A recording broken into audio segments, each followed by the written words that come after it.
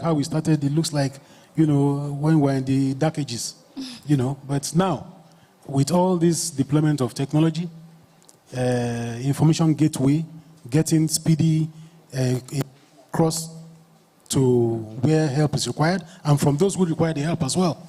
And the training of the grassroots people so that they know what to do and they know their limits is very important.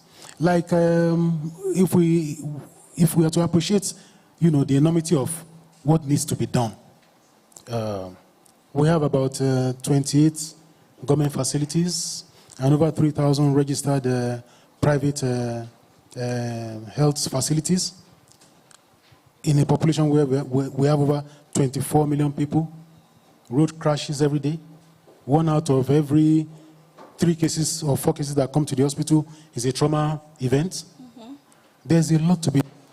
This app, the call center, the command and control center, which the Lagos State government established in 2010, all increases the access to care. So with this app, we should expect that a lot needs to be done at the post-crash, area. So there's still room for a lot of collaboration between both governmental and non-governmental, organizations. Thank you very much. Thank you very much. Thank you. Dr. Arogigade, your last words. All right, thank you very much.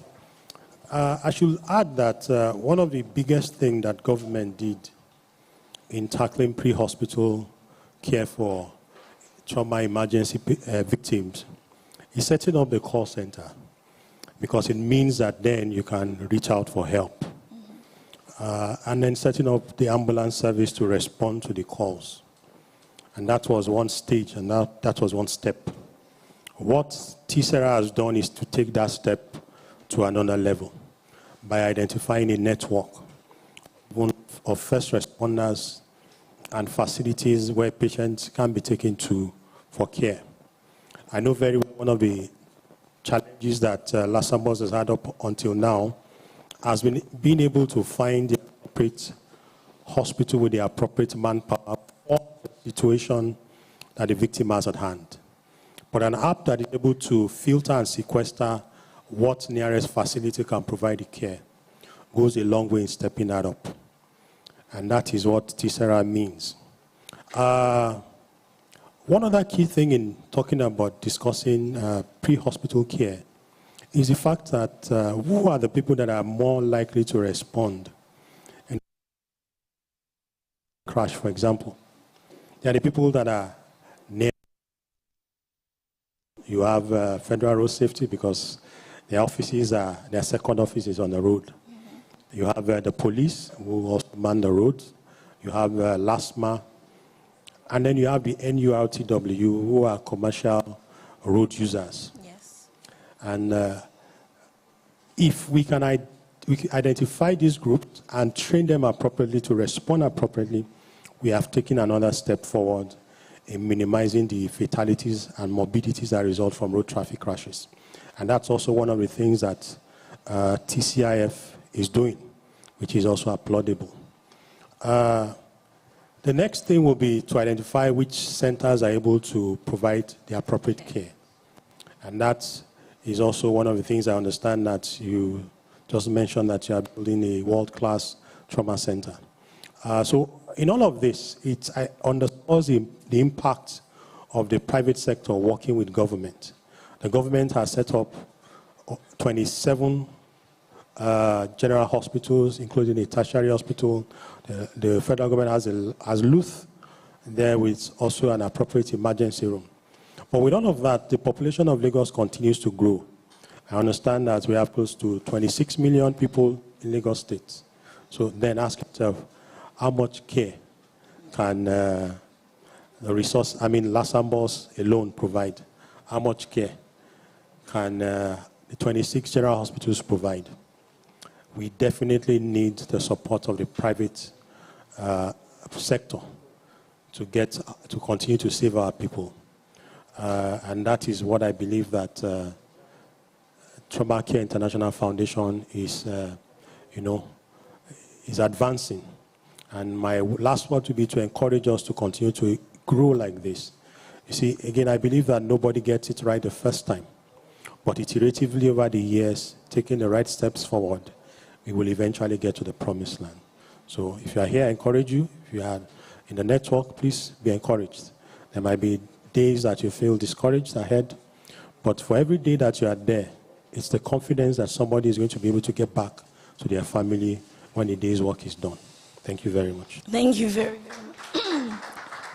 Thank you very much. Thank you. Thank you to, yes, Mrs. Fekoya. Okay, please, like I said, FRSC has a mandate to eradicate road traffic crashes. And our emphasis is, as much as possible, let us help reduce those crashes. So it gives less problems on ground. And that's why we do a lot of educating. And I want to use the opportunity here because that is part of my job. We are all road users. And a lot of us do not know how to use the road, which is very important. Most of us, we use the road because we don't want to avoid being arrested. Enforcement is part of it. Enforcement is like discipline, ensuring that you do what is right to avoid a crash. And that's why we are there on the road. Please, we want to encourage you. Road safety is everybody's responsibility. Everybody's responsibility. If you do what is right, I do what is right. We are all on the road. We share our responsibilities. We share our lanes. We look out for each other. There'll be less crashes. And there'll be less money spent on building institutions to take care of us. The simple rules that are there, the facts have stated it. Researchers says the human factor is the one majorly responsible for road traffic crashes. That's about 90%. And that's about me and you. And we have this thing of attitude and ignorance. Ignorance because a lot of us are ignorant on how to use the road. The simple fact, the simplest fact is, how do you walk a child on the road? A lot of us are ignorant about it. You see most people putting the children towards the side of traffic and keeping them at a safer distance. As little as that, if anything happens, somebody misses or out of loss of concentration or whatever, hits that child, then we have something else on our hands too. And so that's ignorance. And so many things about ignorance on the use of the road. Then we go on to attitude. You know what is right, but you will not do it. Now we complain. The government has not done this, has not built this infrastructure, and the rest of it. The pedestrian crossing has been put in place. How many of us use it? We'll rather take the risk of running across the road and constituting a nuisance, a likelihood of a crash. And then you have, rather than get into the issue of crashes, why don't we avoid it? It's a collective responsibility. When we all decide that I step outside that road, I use it correctly. Where I'm ignorant of it, I get educated about it. And that's why we use every platform. We use the media. We use forums. We use your community meetings, your local government meetings, any platform, because we want to ensure that we stop the crashes. We use all these platforms to educate you. Some look at it as they are unnecessary. There are some people who don't listen to radio. They don't listen to television. They don't have that time. But we will meet them in the religious institutions. We will meet them in the markets. We will meet them in their local places, and we talk to them. And I also want to use this opportunity. Please, if you have a platform where you invite us to come, we will come gladly. As long as we ensure that everyone is educated on the use of the road to stop these crashes. So rather than spend money on building institutions to take care of us, let's also encourage ourselves to invest our money in other places. Thank you very much. Thank you. Thank you so much. Thank you for that. Sorry. I want to really appreciate TCIF for also bringing up the first with the planned establishment of the Trauma Care Center. I think it appreciates, the TCIF team appreciates the full circle of what it takes to respond to an emergency situation. It's not just creating an app. It's not just training the first responders, but post-crash, what happens? This has been the bane of challenges we face. Like my colleague mentioned, 27 to 28 secondary facilities and 3,000 registered private health institutions. It cannot be enough. And not all of them are operating emergency centers. So we're going to take this back home between me and my colleague to tell the Honorable Commissioner for Health and the PAMSEC that, the recognition should be, better than what it is now in what TCIF is doing in this space. Thank you. Thank you very much. Thank you.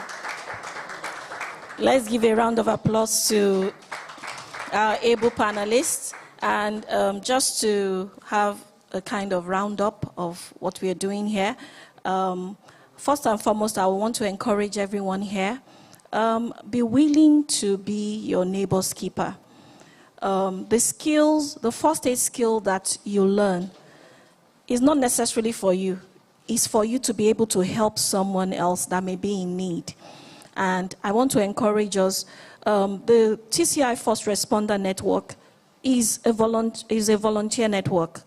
It's non-remunerating, it's everyone's free will. And we've had, like we said, more than 3,000 Lagosians that have said, I want to be trained, and I pledge to offer help to the extent of the knowledge I have been impacted, which is just the basic first aid. And one thing about our volunteer first responders, they know where they shouldn't go. They know their limit. They are not all medical certified, like they are not doctors, they are not nurses, they are not paramedics. They know their limit. They know where to stop. And one thing about it is that if nothing else, they know how to call for help in a very effective manner than every other person that may be running up and down. They know the right channel to bring help to the person.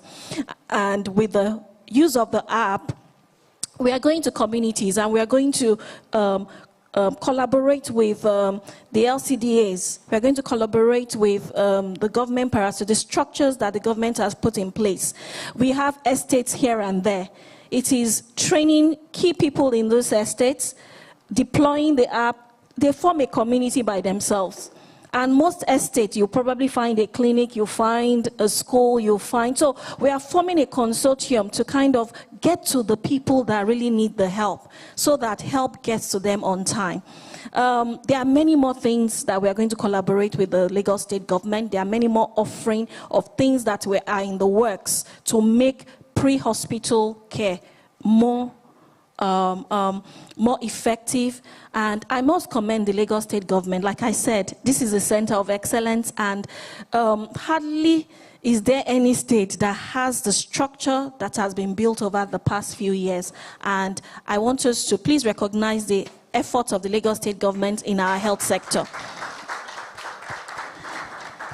Thank you so much, and I will encourage us, spread the word. Tell people to download the TCERA app, the user app especially. It's on Google Play Store, it's on iOS Play Store. So please ensure you download and spread the word. We are going to have more formative collaboration with the Lagos State government because of the different platforms that we need to consolidate on to make sure the everyday people get the help that they need. Let me confess to you, one of the major reasons why we did this app was the congestion on our Lagos roads. We had to solve that problem. That was one of the reasons why we thought, you know what, we have volunteers in different parts of the state. That market woman that we trained yesterday, the conductor, the vulcanizer, like you said, we actually pinpointed people that will be at the scene of an emergency that were not medical people. The vulcanizer is by the road.